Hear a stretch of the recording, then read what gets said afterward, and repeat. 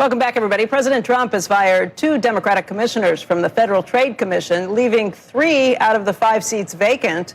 Joining us right now on the latest developments and what they might mean is Barry Nigro. He is former Federal Trade Commission's Deputy Director for the Bureau of Competition. He's now a partner at Fried Frank. And Barry, let's talk about what's happening here. This is something that the White House is doing, saying that they have authority to do it. It does go against a 90-year-old Supreme Court ruling. And I guess this sets up for a little bit of a battle that very likely is going to get picked up by the Supreme Court. Good morning, Becky. You're exactly right. There are 2 very old cases in the Supreme Court. One dating back to around 1926 that made clear that the president has the ability to dismiss Senate-confirmed executives within the executive branch. The other case is a 1935 case, well-known case called Humphrey's Executor, and that case held with respect to these sort of hybrid regulatory agencies that the president needs good cause in order to dismiss officials. And that's because the statute that authorizes those agencies had specific language in it that talked about the need for a finding of inefficiency, neglect of duty, or malfeasance. Some have questioned whether that case is still good law, and what happened yesterday is not a complete surprise in the sense that the acting Solicitor General of the Department of Justice just recently issued a letter stating that the Department of Justice believes that Humphrey's Executor was wrongly decided. And I think what's happening now is the White House is looking for an opportunity to get that issue before the Supreme Court again in order to have them sort of reevaluate whether that case is still good law or not. It seems like it would be a little jarring and a little hectic if every president who came in fired every commissioner who disagreed with him anywhere. But I guess that's what you're talking about. Are these agencies going to be reflections of the party that occupies the White House at any point, or will they have more of a bipartisan feel to them and something that's maybe a little more continual administration to administration? I mean, that's exactly what happens every 4 years within all of the executive agencies. Yeah. And the question you raise with these bipartisan agencies is whether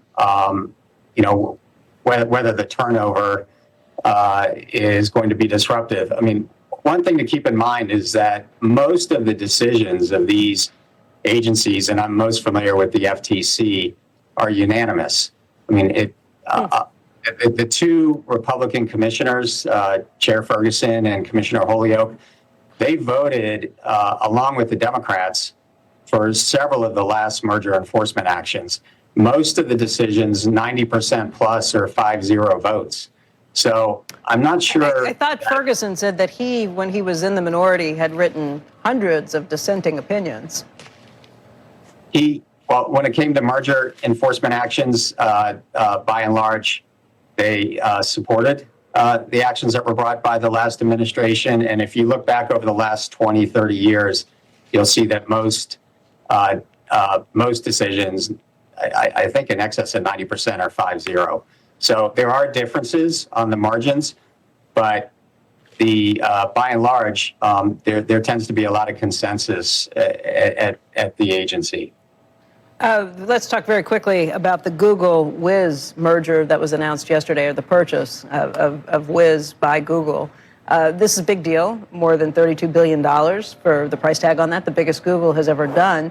This is being seen as a litmus test by the markets as to what this new antitrust enforcement agency, between the Department of Justice and the FTC, what they'll be doing with mergers and acquisitions, especially in big tech. What do you anticipate happening here? So a lot of people will be watching this, no question. It's a large deal. It's in tech, and the current administration has said that they're going to take a close look at tech.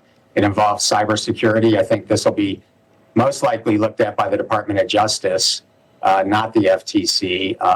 DOJ has handled most of the recent matters involving Google. They handle cybersecurity, they handle tech, and so I expect it'll land on Assistant Attorney General Slater's desk. The leadership team there is enforcement-minded. I worked with all of them in the first Trump administration, and I'm expecting that this will get a very close look. Just given the size of the deal, given the position of Wiz in the market. I mean, currently, I think Wiz is serving some of Google's competitors, and so that will raise some of the usual vertical issues that the Trump administration and the Biden administration took a close look at. Barry, thanks for your analysis. You're welcome. Thank you, Becky. Nobody beats a whiz. Had to say it. The first time today.